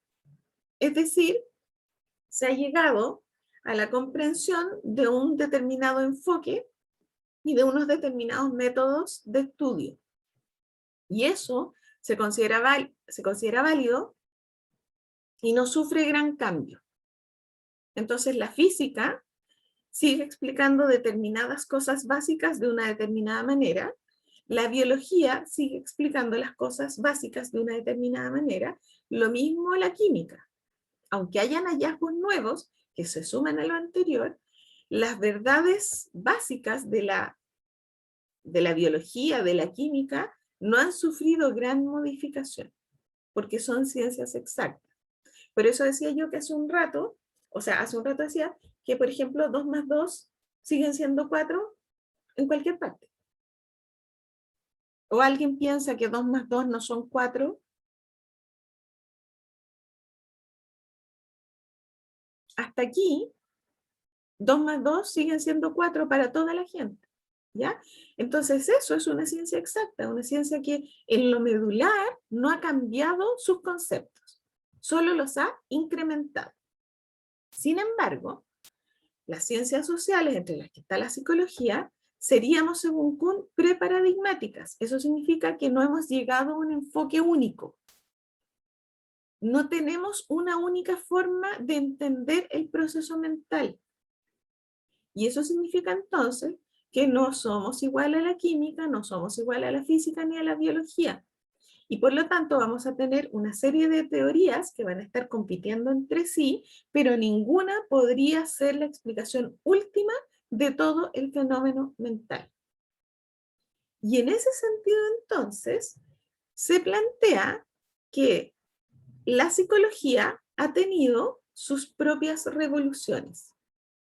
Tomando este concepto de revolución científica de Kuhn, se nos plantea entonces que parece que dentro de la psicología ha habido varias revoluciones científicas a nivel local, que tienen que ver con que no hay forma de lograr una respuesta única frente al estudio del proceso mental. Entonces, hasta aquí, porque están un poco callados, entonces me estoy empezando a poner nerviosa. Sí, profe, todo bien. Acá estamos, profe.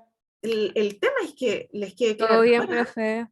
El tema es que les quede claro ahora, porque del día de mañana en el certamen no me pueden decir es que no entendí el concepto de paradigma, si ni siquiera se dieron la oportunidad de hacer una pregunta acá.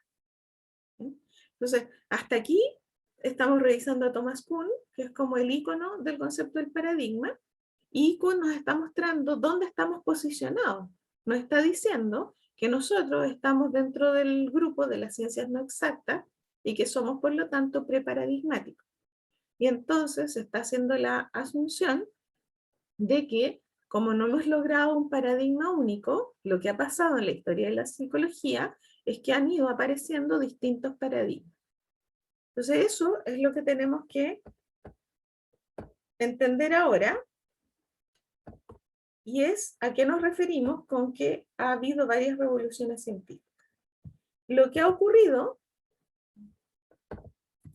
entonces es que nosotros podríamos considerar el concepto de paradigma que nos plantea Kuhn, como esta forma, esta cosmología, esta forma de entender las cosas, podríamos establecer sinónimos de ese concepto y podríamos pensar que el paradigma es equivalente a un modelo o marco de referencia que representa una forma de ver la realidad. O también podríamos pensar que sinónimo de paradigma es un lente. Y ese lente es como ponerse un lente aquí como el que tengo yo, y ese lente establece cómo se observa y se interpreta la realidad. O también podríamos pensar que el paradigma es equivalente al concepto de enfoque. Y el enfoque es un punto de vista. Entonces, les pido que hagan ese ejercicio mental. Tomar el concepto de paradigma de Kuhn y pensar que es equivalente a modelo marco de referencia, lente o enfoque. Y si pensamos así, entonces tenemos la posibilidad de comprender que los modelos de la psicología que veremos a partir de la clase 4, entonces son verdaderos paradigmas que han representado verdaderas revoluciones científicas dentro de esta ciencia social. Y es así entonces que vamos a entender lo que es el paradigma cognitivo, lo que es el paradigma conductual y varios otros, entre los que están los 6 que vamos a ver durante el curso. Y vamos a considerar que son entonces verdaderas perspectivas psicológicas, verdaderos paradigmas dentro de la psicología. Entonces vamos a tomar el conductismo y vamos a comprender esa teoría con todo lo que plantea. Vamos a tomar el psicoanálisis, vamos a pensar que es otro paradigma, otra mirada respecto al fenómeno mental. Después vamos a ver el humanismo y también lo vamos a comprender como otro paradigma. Luego vamos a mirar el cognitivismo y también vamos a ver qué nos plantea este paradigma en particular. Lo mismo con la sistémica y el constructivismo. Y lo que vamos a tratar de buscar es cuáles son las preguntas que quedaron sin resolver en cada uno de ellos y por lo tanto de qué manera cada uno de ellos fue surgiendo para dar respuesta a determinadas interrogantes. Por lo tanto, no todos los paradigmas de la psicología van a tratar exactamente lo mismo, sino que cada uno, dado que estamos asumiendo que cada uno es un paradigma, cada uno tiene su conjunto de leyes, teorías y conceptos que lo justifican y que le dan su valor. Entonces, partimos diciendo que las epistemologías eran distintas rutas de acceso al conocimiento. Ahora, de la mano del concepto de paradigma, vamos a tratar de entender que hay distintas perspectivas, distintos marcos de referencia dentro de la psicología que también han hecho su aporte y que han representado un cambio de paradigma en la historia de la psicología. Ahora el punto que podríamos interrogar es, ¿cuál de estos creen ustedes que es el mejor?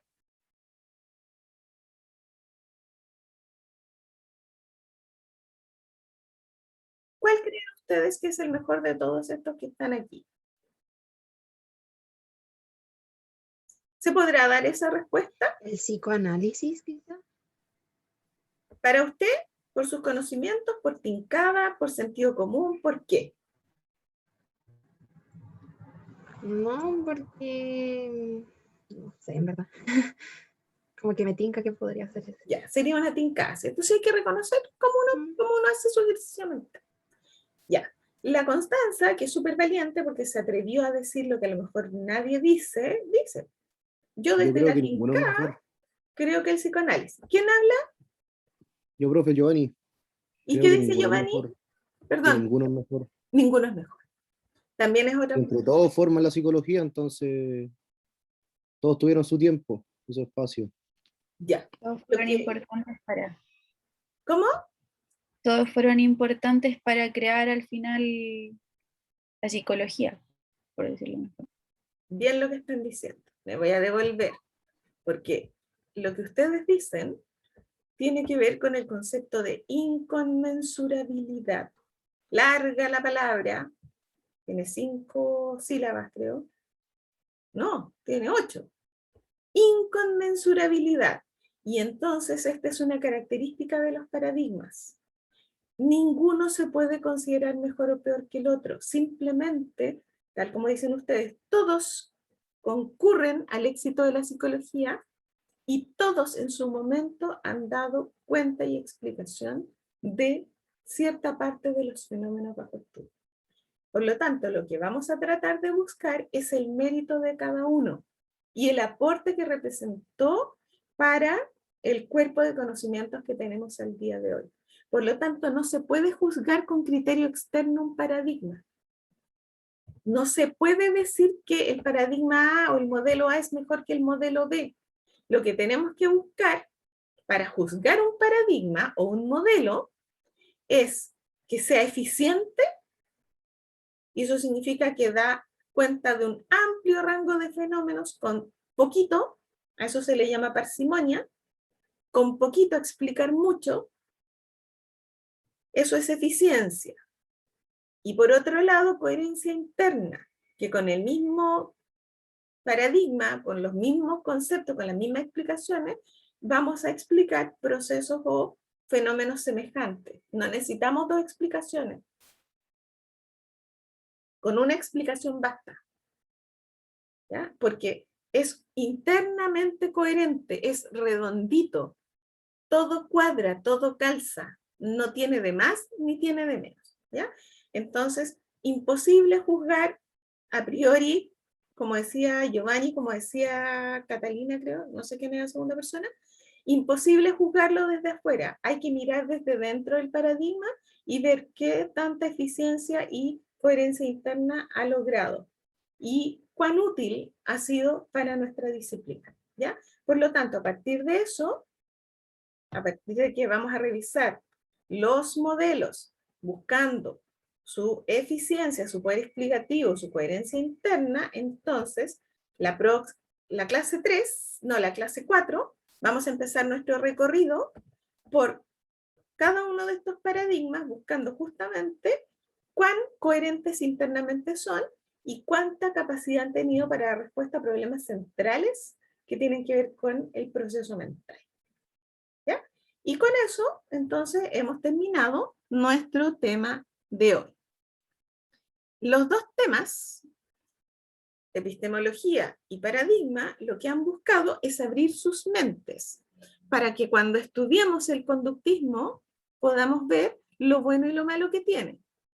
Cuando estudiemos el psicoanálisis podamos ver lo bueno y lo malo, la utilidad y lo que no es tan, aquello que no resuelve. Y lo mismo vamos a hacer con cada uno de los paradigmas. De manera que al final del curso, primero usted tiene que poder identificar las diferencias entre cada uno. Y segundo, es altamente probable que usted me pueda dar una respuesta respecto al valor que le asigna a cada uno y si optaría a priori por juntarlos todos o le interesaría probablemente irse más por una línea.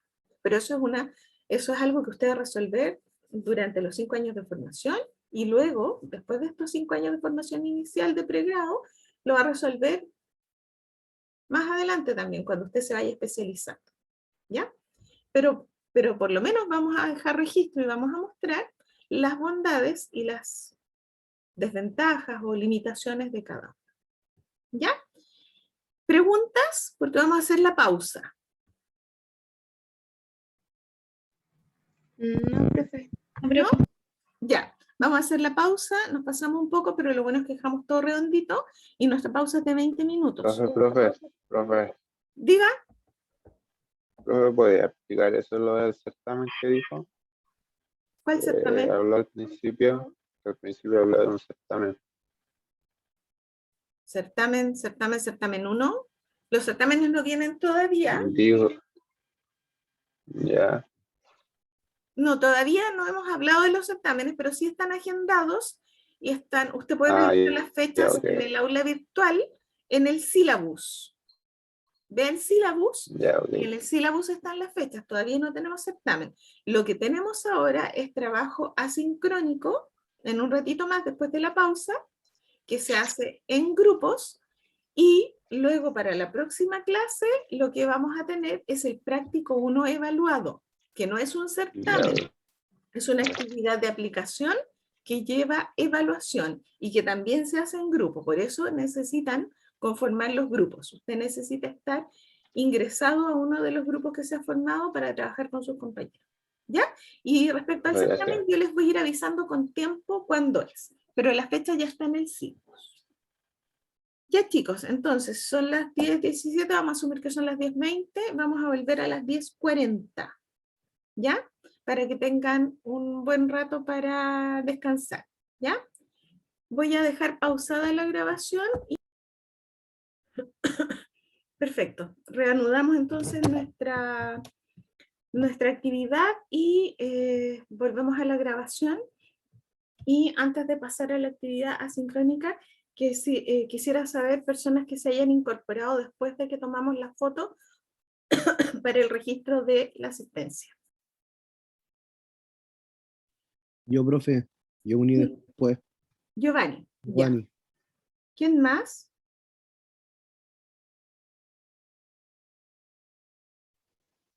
Yo, profe, Caín Flores. Yo, profe, Dayana Martínez. Un segundito, Kailu Flores y era Dayana Martínez.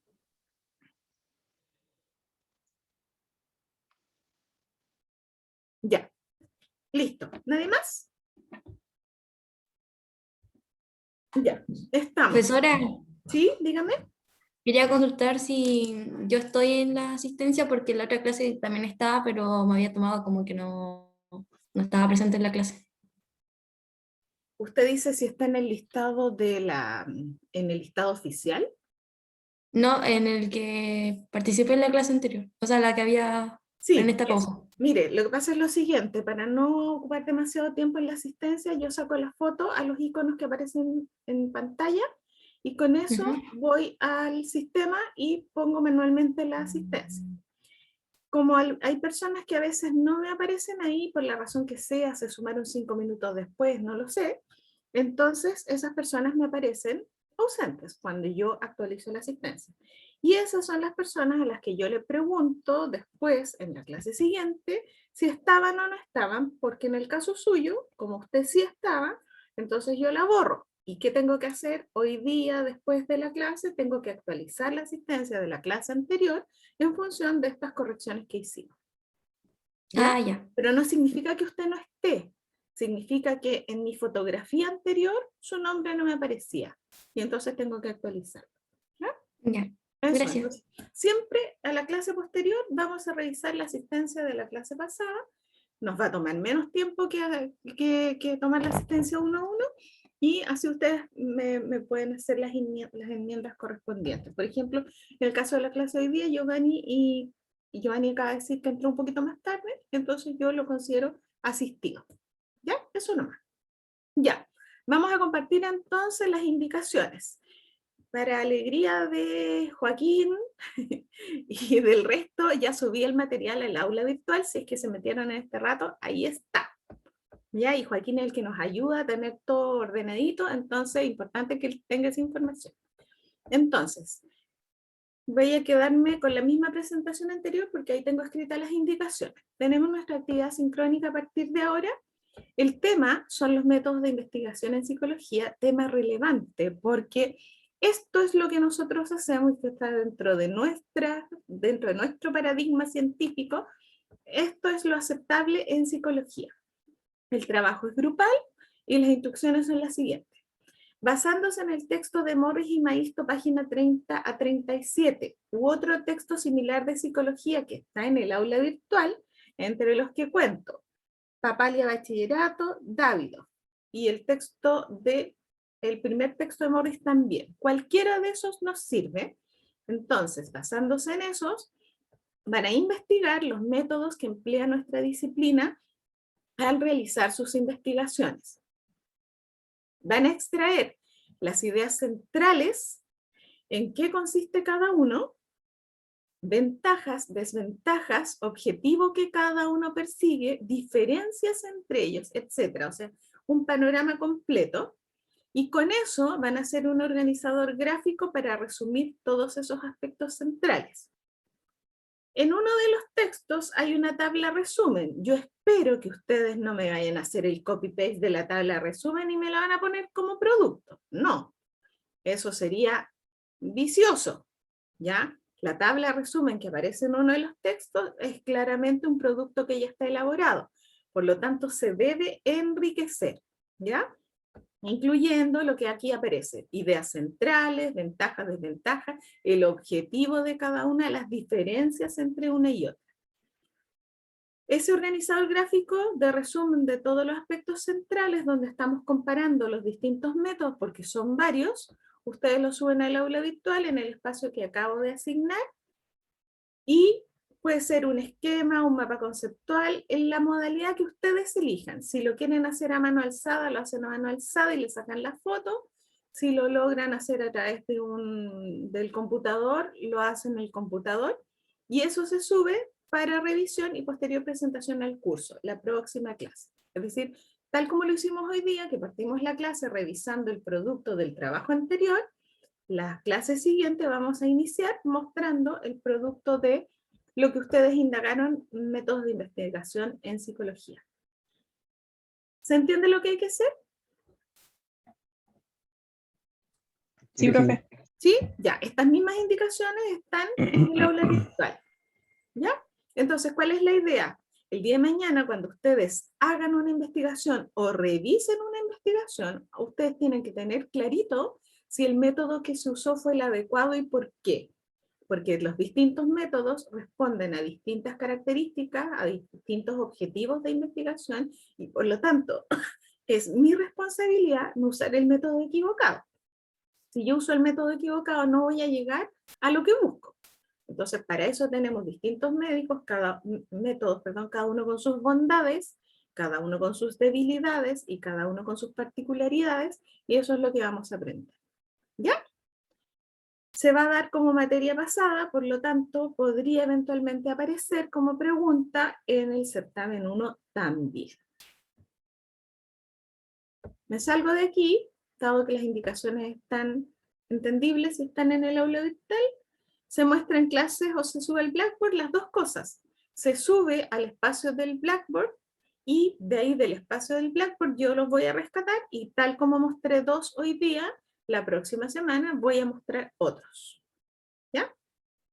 Y el plazo máximo de entrega en el Blackboard, le puse fecha de término, le puse el jueves a las 8 de la noche, creo, para que yo pueda revisarlo con tiempo.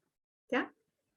Entonces, dado que tenemos la clase el jueves, perdón, la puse para el miércoles, debería ser el miércoles, si es que me equivoqué, es el miércoles, para que lleguemos a la clase del jueves y yo ya los tenga clarito. ¿Ya? Eso. Ya chicos, con eso hemos terminado. Ustedes ahora quedan liberados de pantalla y comienzan su actividad sincrónica en la que van a trabajar en grupos.